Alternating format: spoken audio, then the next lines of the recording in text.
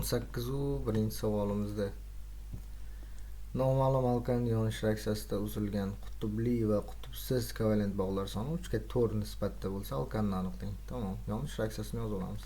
SnH2n+2 yondirildi. Hosil bo'ldi karbonat angidrid va suv. Reaksiyani tenglashtiramiz. n+1 bu yoqda 1,5 n+5. Xo'p. Kimni kimga nisbati? Qutublini qutbsizga nisbati.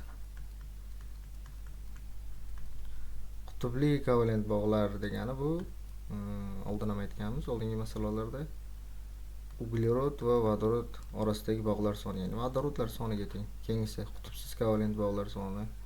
Bu alkanni o'zida emas, yonish reaksiyasida deyilgandan keyin ham alkanni olishimiz kerak, ham kislorodni olishimiz kerak.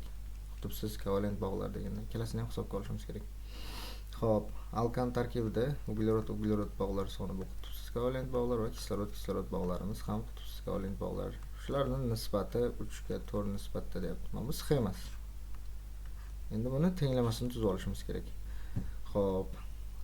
Uglerod va vodorod bog'lar sonini bilamiz. Vodorodlar soniga teng 2n+2.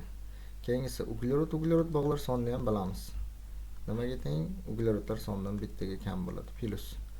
Endi kislorod bog'lar sonini aniqlaymiz. Kislorod bilan kislorod o'rtasida ikkita bog'imiz bor, ya'ni 2 havas ochilgan 1,5 n+0,5, ya'ni koeffitsient. Xo'p, bu esa 3n+1 ga teng bo'ladi. Kislorod bog'larimiz 3n+1 ga teng ekan. Mana shu 3 ga 4 nisbatda. Tenglamani soddalashtirib olamiz.